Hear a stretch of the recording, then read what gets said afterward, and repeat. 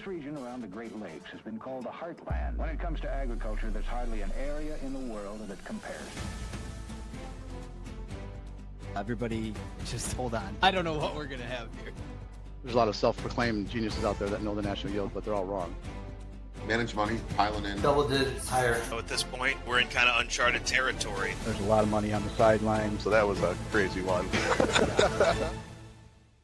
That's what brings the viewers back. That a boy. Good morning, everybody. It's Monday, July 13th, and this is the AgYield War Room. I'm Dan Dempsey, and I'll be moderating today's session. As always, if you get any questions or comments, please feel free to drop us a line in the chat area. I'll be sure to get to it during the show. Overnight markets here at September corn up 4.5 at 444. August soybeans are up 4.5 as well at 1196.25. And September Chicago wheat down 3.25 at 637. This morning, USDA announced an export sales, 136,000 metric tons of soybeans to China, and that was for new crop 26. Good morning, guys. Hope everybody had a nice weekend. A lot going on. We got weather, we got geopolitics, a lot heating up again over in Iran. Certainly got people still digesting and looking through Friday's report. So I guess, Dustin, maybe share a few thoughts here this morning as we get the week started, and then we'll throw around the room. Yeah, thanks, Dan. Good morning. I think the big thing is we've had some momentum building in corn. That we obviously hit some pretty low numbers there a month ago, and now we're getting into the heart of the season, and this heat and dryness in the forecast I think is still something that the market really wasn't expecting. I've heard a lot of well, either way we're probably going to be able to grow big crops because that's what we've been capable of doing the last couple of years. But I do think you get into the heart of pollination, and you're talking about this type of heat and a little bit less rain than expected. I think that the data would suggest that there is a good chance we come back below trendline yield. And when you come off of a report like the June 30th report, which showed less stocks, the implied feed and residual category is growing. And when we came out with the July WASDE, obviously they reflected that as well. They posted a number that was a smaller U.S. corn carryout because of that category. And everyone's kind of surprised to see it when that data really should have been digested by the market in June. So in my opinion, I think that there's a lot of recency bias the last 3 years. We were talking before the show where we've hit lows in August, and that's just going to be the narrative going forward. And it very well could be, right? Because there's been a very good story for that. A lot of corn carried into that time frame. We have big stocks. We finally have a 2 billion bushel carryout projection this year. It could happen again this year. I just think that we want to get out of get in the mind stuff that last year is going to be the same as this year. And until the crops pulled out of the field, I think there's still those chances for a lot of those swings in the carryout projections. I'm encouraged to see the demand numbers we've had. And I think when you start to look at the heat and the dryness showing up, you got to wonder a little bit, what is the market capable of if it's a 179 yield or 178 yield? It may not be that bushels are freely floating to those usage centers without some rationing, especially with some of the deals we have on the line. So I'm encouraged to see this. I think, we're not far from those major moving averages. We've hit the 50% retracement number we talked about a number of times the last couple of weeks on the show and in the letter. And the big test will be whether or not we're going to be able to go through these 50, 100, 100-day or 200-day moving averages and settle above them. That would definitely turn some heads, I think, on the managed money side, the momentum traders. If we can keep pushing up to 480, for example, it'll be very interesting. Yeah, very good. Justin, welcome back. I guess interested to hear your thoughts on everything that's going on, because there's a lot going on right now. Yeah, I think up until this point, the markets made a lot of sense, meaning that we talked a lot about it going into first notice day. We made lows in a lot of these lot of these commodities going into it, and we talked going into it about all the reasons that tends to happen, and then you added in some weather and some uncertainty, so we're putting some risk premium back in. So I think up until now makes a lot of sense, and then obviously the $1 million question is what now. I think it's weather. I mean, I think you're, not to be Captain Obvious, but to really push, go back to new highs or anything like that. I think, the 14-day has to stay, verified to be dry and hot and all those kinds of things. We're going through pollination right now. A lot of crops look really good. There's some crops that look kind of crappy. And I think to Dustin's point, just kind of taking it, kind of more microscopic than a 10,000 foot view is, you had to have a lot of things go right last year to get the kind of yields that we saw. And to go say that, it's going to be a 183 yield just because, you realize like all those areas that really helped get to that level, the Western belt, tons of acres in the Dakotas and, all the way from the Dakotas all the way through Ohio, we're in really, really good condition. And I think there is enough, I do agree. I think there is enough, I'll say problem areas, but not great areas that it can drag that national yield down, and to get such a high national yield, you have to have everybody participating. And I don't think you do. Yeah, there's some fantastic crops. Like I'm in Wisconsin right now. Wisconsin through northern Illinois look absolutely fantastic through northeast Iowa. But there's also, areas just a little further south, like on our farm, that aren't great. And those areas that we're getting 280 to 300 bushel corn, you need all that to get those kind of national yields.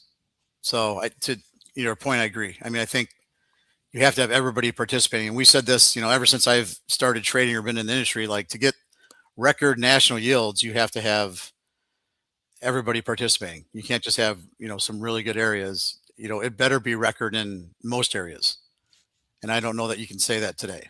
So, the fact that you need to have record yields to, kind of keep the carryout steady, I think should make the market nervous.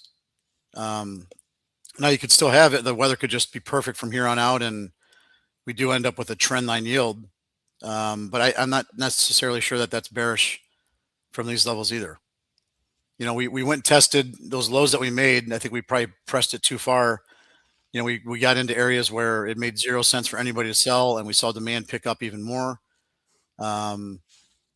So no, I'm on the friendly camp right now as well. I do think, wheat also, kind of made lows. It had all that harvest pressure, and then we kind of forgot that there was a kind of a semi-disaster crop out there, especially for Kansas City.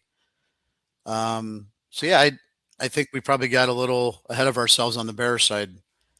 Going into first notice day, and we've had the reaction afterwards that you would hope if you were bullish, and you hope that it holds here. Like you said, we're going into really good moving averages, so I think we have to hold here. I get why people would sell into this rally, because if you missed the break, or you felt like you didn't have enough sold, this is probably the area you should. If you're in the record crop camp, there are areas that are probably looking the best they've ever looked.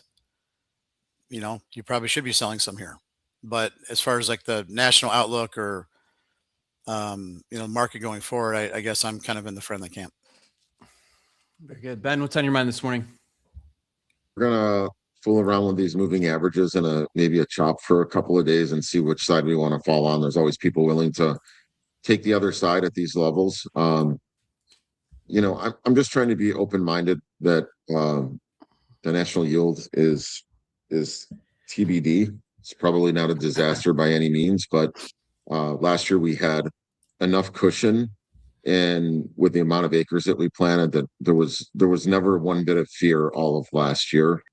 I think there's a lot of little things going on around the world that start to add up.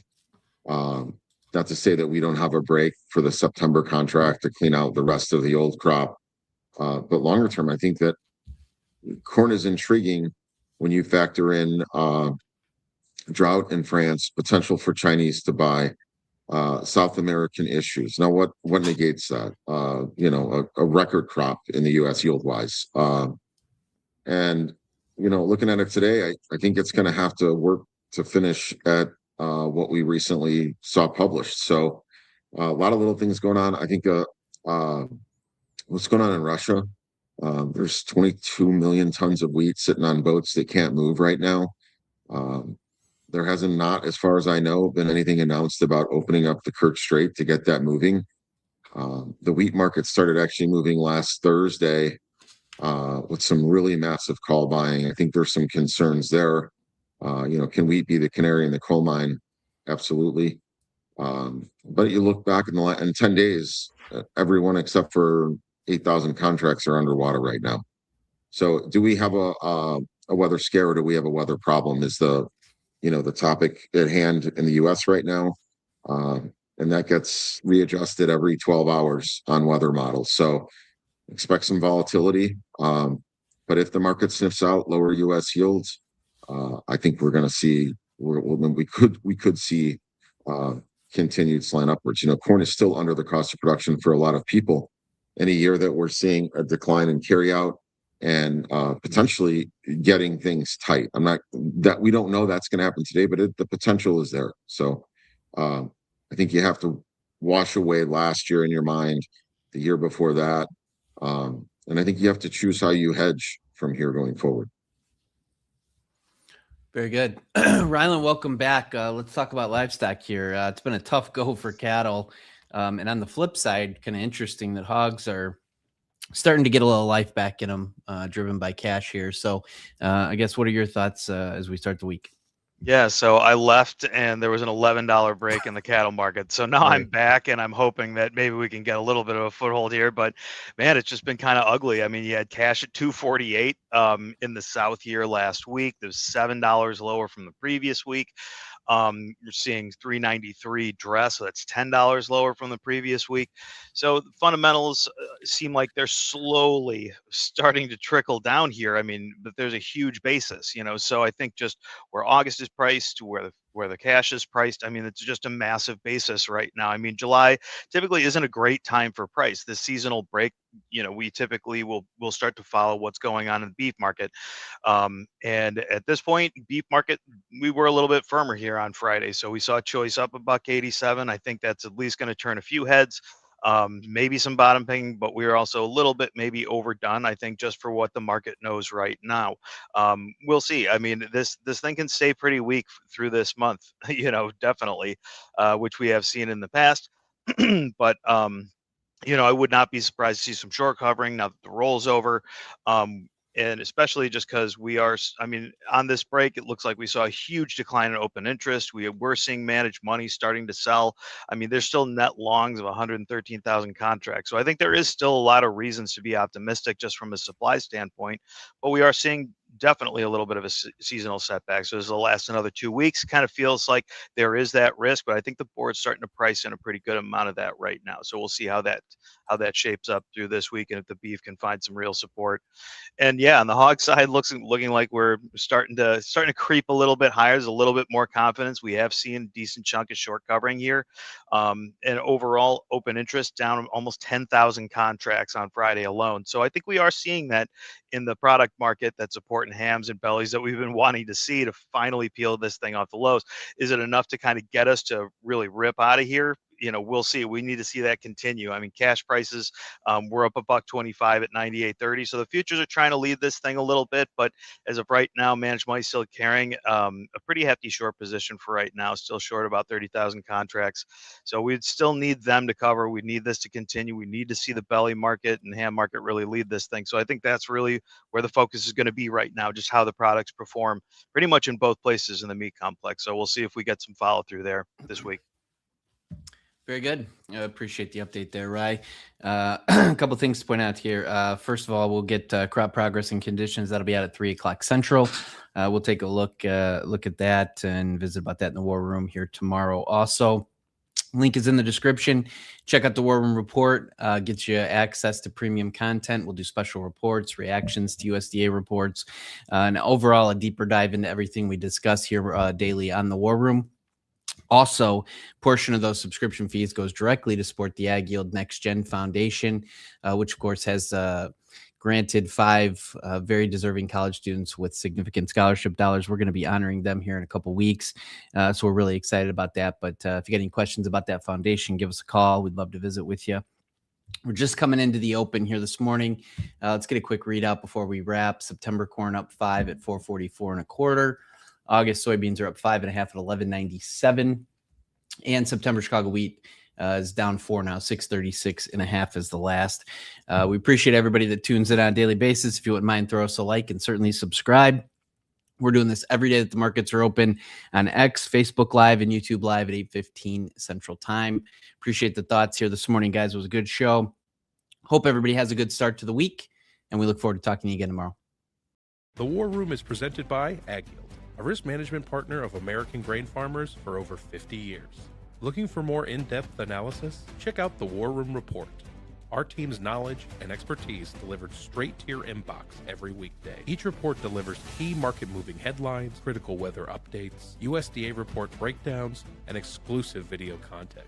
All for $50 a month. And most importantly, 10% of every subscription will go directly to support the AgYield NextGen Foundation, a nonprofit investing in agricultural education and the future of farming. To sign up for the War Room Report, check out the link in the description or learn more at agyield.com. Hey guys, Jack here. Be sure to support the show by hitting the like button, leaving us a comment, and subscribing to the channel for all the latest updates.